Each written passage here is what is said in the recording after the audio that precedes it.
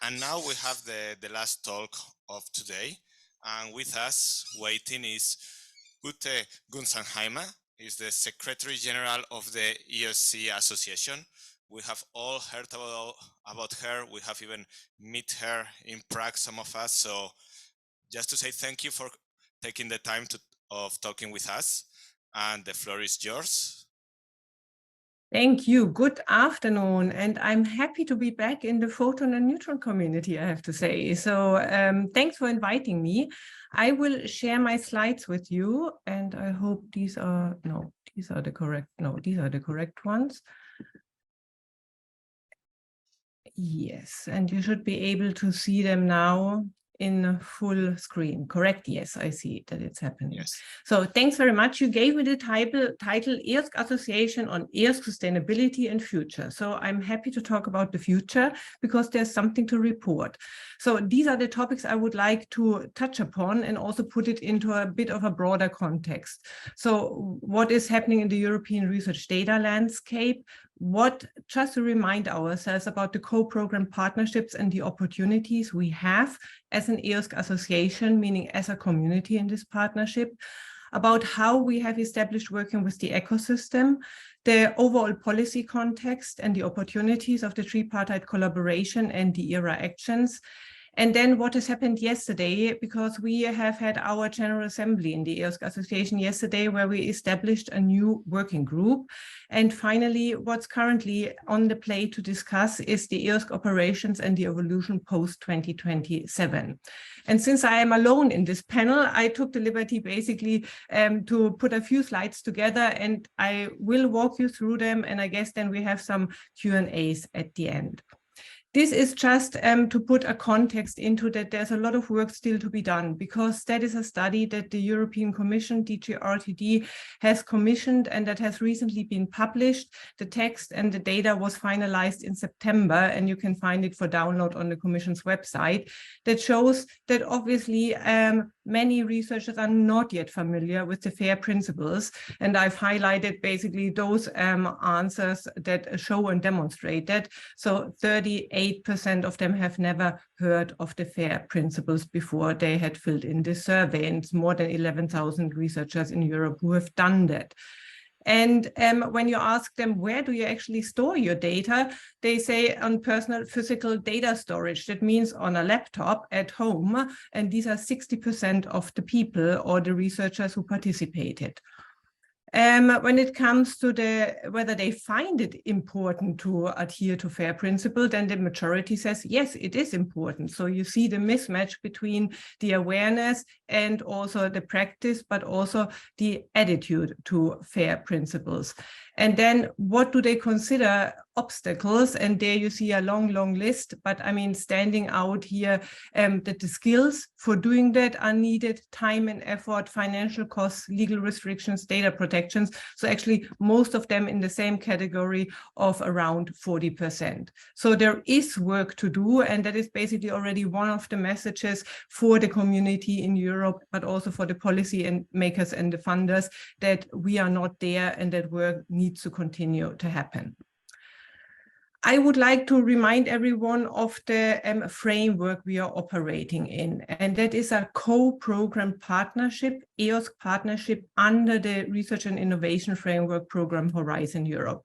And that guides us from 2021, when Horizon Europe was launched, and let's say legally until the end of the decade, until 2030, although the calls will only be rolled out until 2027, and then you have additional years for the implementation. In, let's say, our partnership with the Commission, so the EOSC Association is the contractual partner of the European Commission, and we have a memorandum of understanding that decides what are we supposed to do. And Giorgio talked already about the funding, and this is where the Commission has committed to put in the 7 years of Horizon Europe 490 million euros. And we as the association, through the in-kind contributions of our members, say, and we chip in the same amount, and it's €1 billion partnership. What is the Commission doing for this? They said, we duly take into account the input and advice from the EOSC Association, when defining call topics relative to the scope and objectives of the 3R. And this is also a reminder how this whole process works, because that also demonstrates when can we shape and influence the design of those work programs. So as I said, we have a memorandum of understanding, and we're working with 2 DGs, is DG RTD and DG Connect. And then we consult our community, and this is what we have done for both work programs, for the 2021-22 as well as now for the one in 23-24. And that informs what we call the multi-annual roadmap. And then we give that back to the Commission, and they negotiate with the member states and the associated countries the Horizon Europe work program. And you are now, let's say, discussing among yourselves how to approach one of those calls in the work program that will be published on the 6th of December. Then once it's done, so to speak, the projects will be granted, and then they are supposed to work and deliver EOSC. And in the past, they did it in some sort of splendid isolation if no one was forcing them to work together. Going forward, and this is basically a privilege we do have with the EOSC partnership, we have the opportunity to collaborate with those projects as the association, where we also have our own CSA that supports us in this activity, together with the European Commission and REA. And we have framed that with a vademecum, as we call it. So that is really a handbook that should allow the projects to collaborate with each other, and also the projects with the partnership, meaning also with the association. And this has not been the case under Horizon 2020. Now, the MAR 2023-2024 was adopted yesterday by the EOSC Association. The document is co-owned by the Commission and the Association, since it's part of our strategic roadmap. And there are key areas that have been added, like data quality, support for research software, infrastructure for sharing sensitive data, long-term data preservation, and trusted digital repository networks. And we have looked into the draft calls because officially we are not aware of them, since we are not part of the negotiations procedure between the Commission and the member states. And for the European level of the multi-annual roadmap, we have identified quite a number, not to say all of the inputs we have provided have been taken up in one way or another. Of course, it's not 100% match, but we can say for the 2023 calls, the Commission has duly taken into account our proposals and recommendations. And the same is true for the 2024 calls. Also there, we can see that each of the calls is addressing aspects that we have basically informed the Commission about that it's necessary to act upon. And this, I think, is a huge achievement where you can see, I mean, the Commission is living up to its, let's say, obligations out of the partnership. And I think it's important that we as association work towards involving the community, our members, but also the broader community as good as possible in order to inform the policymakers then about what needs to go into this work program. Okay, the financial limitations are known, and this is difficult to change because we're talking about 490 million euros over 7 years, and this envelope is not going to change. Now, we've just finished 23-24, but the work on the next work program, meaning on the next multi-annual roadmap, is starting now. Not to say it has already started, because what shall I say? We learned it from the Commission the other day, and now we're working on it. And the steps are the following. We have invited our task forces through our co-chairs to send us ideas, headlines, really bullet points where they say, these are the topics that should be addressed in the remaining 3 years of Horizon Europe. Maybe what I should say is we don't know yet whether the 3 years will be dealt with in 3 different work programs, in 2 work programs covering the first 2 years and the last year, or in a single work program. So anything can happen. We don't have the confirmation yet. So task forces are invited to send in headlines.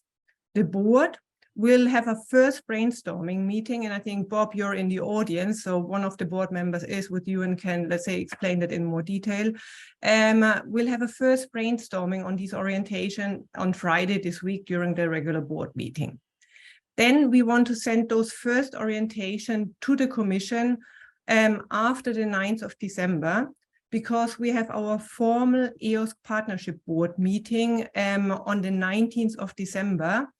And in this meeting, we hope that we get clarity from the Commission how exactly the remaining 3 years of the Horizon Europe time will be split up, if they will be split up at all.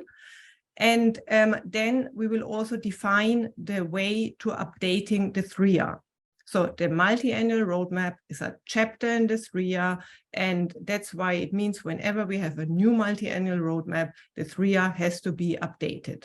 However, this is not a full revision of the THRIA, it's just an editorial update, and that's why we call it THRIA 1.2.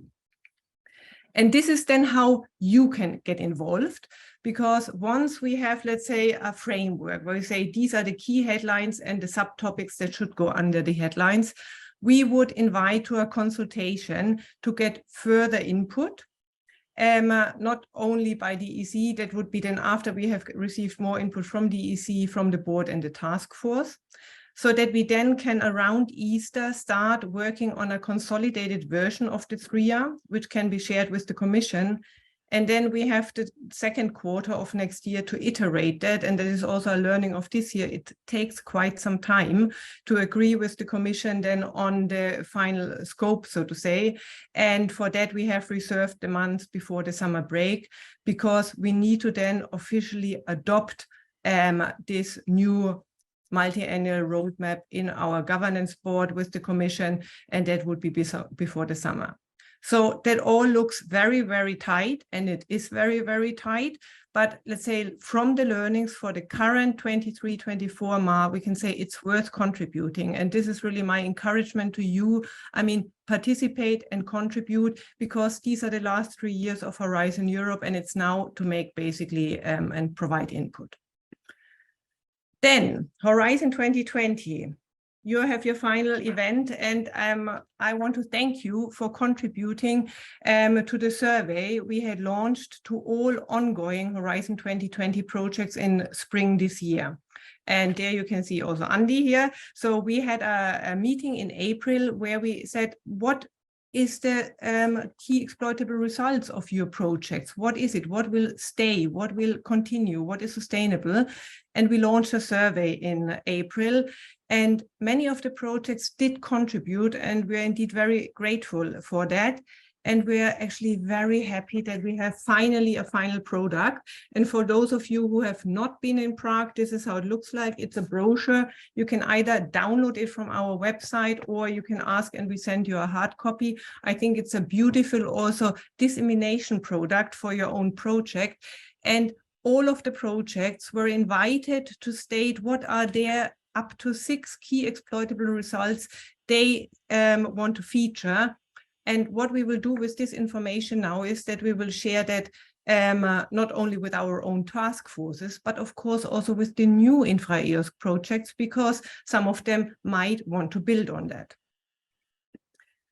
And these are the new ones. So this is infra-EOSC 2021. So these are the first round of projects that were awarded this year. And we had a joint meeting with the project coordinators in September in Brussels. The Commission and REA facilitated this meeting, and it was, let's say, the first time where we met them and where we started to, let's say, work together and to get to know each other, and where we introduced the vademecum to them, which is one of the 2 materials we have prepared for Horizon Europe, where we want to have a, let's say, a more structured way of working. The one are the co-branding guidelines, because I think there has been a lot of effort in, let's say, establishing single logos and single project brands in Horizon 2020 that didn't help to build a clear awareness for EOSC. And this is what we would like to change going forward, so that we have a consistent branding with the projects. And the other one is the handbook for effective collaboration with EOSC co-program, with the EOSC co-program partnership. So that we really say, what are the areas? And the areas are in the project coordination, they are in stakeholder management and outreach, they are in the technical area, as well as when it comes to the monitoring. There we have, let's say, proposals how we can work together with the projects, but also how the projects can establish a closer relationship with each other. And this is the family we have established in Horizon Europe 2021. And there you can see already the different impact visually it makes when you work and speak with one voice. For 2022, 6 projects have been awarded, and there you can see their acronyms and the project coordinators. They are still in the grant negotiation or preparation phase. However, we use the opportunity of the symposium in Prague to introduce them to the broad community. And we already invited them also to a get-together with the other projects and our task forces, just not to miss this opportunity that everyone was there, because in the end, it's also a people business and you have to know each other. Talking about the task forces, they are the ones who will, let's say, absorb what you have delivered in your project and see how they can, let's say, work with that information. And our task forces, our task forces are more than 400 volunteers who contribute to the development of the association as well as the next iteration of SRIA. And they do that in 13 different task forces under 5 main headlines.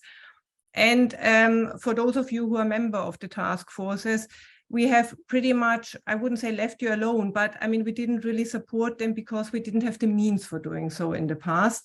And over the summer, we have developed a process that should help the task forces in the production of their results and deliverables. So we call it a quality review process, where we say this is how we would like to see the process developing in producing something that in the end will have the EOSC Association label. But we also give you support. And now we have just recently contracted 6 what we call EOSC support officers, making up 2.5 FTEs, who are really now the on-the-ground support in helping the task forces to facilitate their work. And they are very active, I have to say. So this is the number of deliverables that are either currently being reviewed, and you will learn more about the financial sustainability progress report tomorrow in your meeting, I think, that they have now been very productive. We publish the information as soon as it has been, let's say, approved and reviewed. And many of them presented themselves also at the EOSC Symposium the other day. And you can also see all the other deliverables that are in the pipeline. And we are very happy to see those deliverables, because this is what can inform not only our work, but hopefully also the work and the applications of those who consider applying for future grants. And today, at our General Assembly, we did have breakout sessions where the task forces presented themselves and discussed with the rest of the member base where they stand and what kind of input could be meaningful for helping them in progressing. I want to take the opportunity to briefly frame our actions in the broader policy context, because also I think Giorgio mentioned that, I mean, people expect that we deliver, that the projects deliver, and that there's something there by 2025 that can be promoted.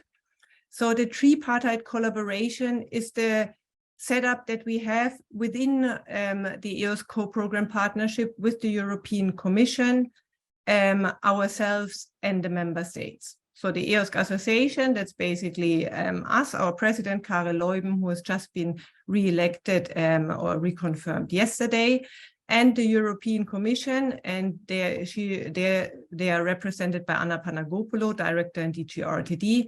We have a partnership board that is guided by our Memorandum of Understanding.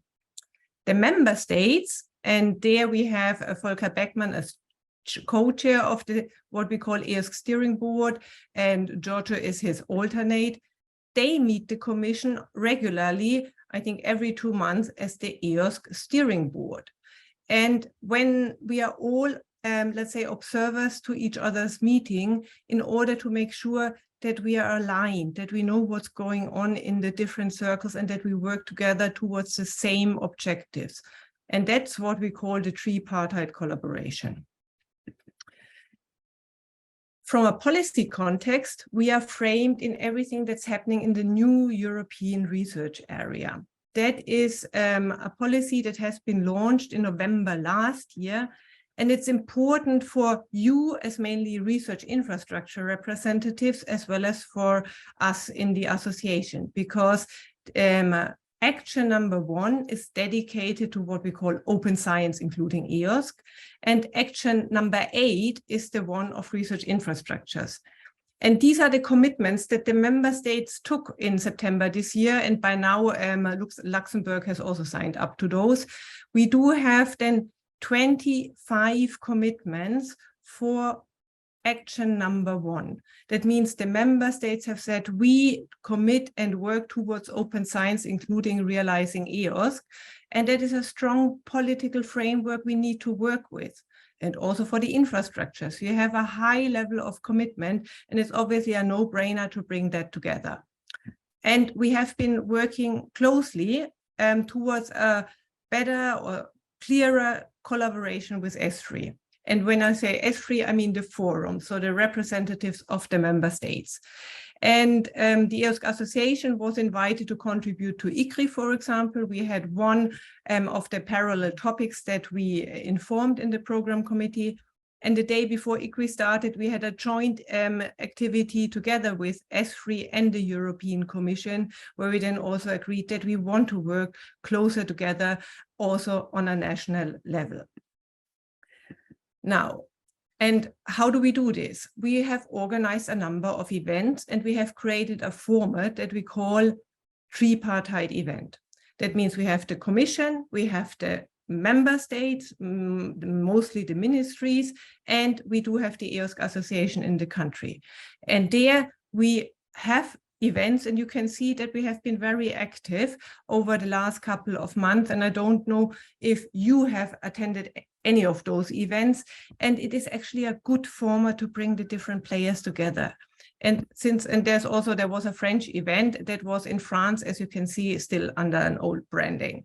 So those events were, and I want to talk about the German one in a minute, because there's so much happening on a national level that is, especially for the distributed facilities, important to be aware of what's happening on a national level. And last week, for example, it was the German National Tripartite event that was actually just an online meeting for 2.5 hours, but already that has reached 120 people, where NFDI, the German National Data Infrastructure, presented their work, where they're currently setting up the different consortia. And it was, let's say, eye-opening to see all the opportunities of collaboration and cross-fertilization that we simply have to work on. And also there, in terms of political level, the guy on the left is the German State Secretary, Mario Brandenburg. Now, with this format, and since it has been such a success, we will continue this format. And I think I would really invite all of you to follow and stay in touch with your respective either steering board member. In France, it's Volker Beckmann, or for Italy, it's Giorgio, and check on our website. We targeted 16 countries. We had 1,200 participants on and offline, and over 170 speakers. And this is just the beginning, because all of those activities will have national follow-up activities. And this is an opportunity to establish relationship also on a national level, and then to connect it also with the research infrastructure people in the respective funding agencies. Now, coming to our new body, which we call an operational body. So yesterday, General Assembly of the Association, and we had the proposal to establish an ESFRI-RI's working group. And this proposal has been adopted by the General Assembly. So as of now, we have a new working group. Background information, this is the membership we currently have of S3RIs within the EOSC Association. So we had 17 before the General Assembly, and now we have 3 new, Brains, Fair, and Eli Eric. They joined the EOSC Association yesterday, either as members and observers. And what we want to do is that we establish now this S3 working group that is across it's not on top, it's across the different advisory groups and task forces we have, and let's say helps and facilitates and contributes to all the different areas we are addressing in the association. And the idea is to strengthen the role of scientific communities in EOSC, contribute to the engagement of researchers as future users of EOSC, contribute to the technical discussion related to specific disciplines in building EOSC. And how do we do that? What are the responsibilities? So there's a preliminary list of working group responsibilities, and that has been jointly proposed by the board of the association in collaboration with the science clusters, because we have been in touch with the science clusters, I think, since you've invited us in June, over 1.5 years ago, for the first meeting. So minutes more. How many minutes? 2. 2. Oh, then the work towards an EOSC strategic plan for S3RIs that can feed into this RIA to highlight the community's needs, to synchronize with the task force activities, especially with the one for research engagement and outreach and engagement, the information sharing between the Horizon 2020 and Horizon Europe projects, contribute into EOSC engagement with the community for researchers, support emerging communities and S3RIs that are not part of the science clusters, increase interdisciplinarity and interoperability between the S3RIs in the EOSC context, build or develop the link with potential data spaces and the EU missions. So, and since I don't have that much time, I will now not talk about the data spaces, although that would be very interesting and a big opportunity from my point of view for the infrastructures as well. And then say that we have a doodle ongoing where we have not yet identified a date for the next meeting with the science clusters, and it's scheduled for the end of January next year. And that is just our internal communication tool and platform that we use to bring all those elements together. And then I have a full new chapter for which I don't have time. And the question is, do you want to give me 3 more minutes? And then I tell you where we have and what we have done to kick off the future past 2027. I will be happy to give you 3 more minutes, but then we'll be restricted to just a question. Okay. Very good. Okay, so EOSC operations evolution post 2027. So it's 1 year in Horizon Europe, and we're already talking about the future. And I think this is a great success. And this is something where I invite you to contribute to it. So it is that in July this year, the EOSC Association, we invited the steering board as well as the European Commission to a brainstorming about how do we get to the future? What happens after 2027? And based on this first brainstorming, we, the Commission and the Association wrote what we called initially a reflection paper. And this reflection paper starts basically with the assumption, what is in place in 2027 and what do we do with that? And I don't go into the details because I want to go here. So we assume that many things are in place and that are working, and that especially also the procurement that is supposed to be launched still this year will make a major contribution also to the platform. So, and then we addressed 3 questions. Where do we plan to be by 2027? What governance do we need for the EOSC Federation post 2027? What funding sources and tools to cover what EOSC operations and developments? And do we need to involve the current partnership in FP10 because Horizon Europe is FP9? So, and then because in order to arrive to the future by 2028, we need to be ready at the end of 2024. So we have now 2 years to talk about the future. And for that, I will not go into the conclusion, but just tell you that this is what we have done. And I invite you, for those who are members of the association and who received the paperwork, that you look into this paperwork, that you contribute until the 2nd of January next year, your reflections on the reflection paper. And since you have another session tomorrow with Bob and Dale, where you talk about more details in the sustainability discussions, I think you have the opportunity to go into more details than here now. But the key message is we do have a paper, and we are invited, the community in form of the EOSC Association is invited now to reflect on what are the preferred models we want to further elaborate on. And then this needs to be ready in early 2023, because by Easter, we have a milestone that we want to reach where we have a short list and SWOT analysis on possible funding and governance models. And then we have 1 year and 9 months to make it happen in order to get to the future past 2027. Thanks very much. Thank you very much, Ute. And to all the audience, don't let as a New Year resolution to help her, because the deadline is 2nd of January. So yes, I mean, this will be a New Year's Eve celebration, won't it? I mean, so no? Thinking about how to get to the future. Time for one question. Anyone has a Andy's smiling and wants to monopolize the conversation. Here you go. Very short question. How do you think we can profit from the data spaces? I think that's a hot topic. And I think also there we need to work together. And I think there's a lot happening in the association. We haven't contributed that much or dedicated that much time to it now, also lack of resources, but it's high on the agenda of DG RTD for next year. I think it's high on the agenda of the member states. It's an opportunity and we have to get on it. And one of the key to-dos in our work plan for next year. Okay, well, thank you very much. And thank you very much, everybody.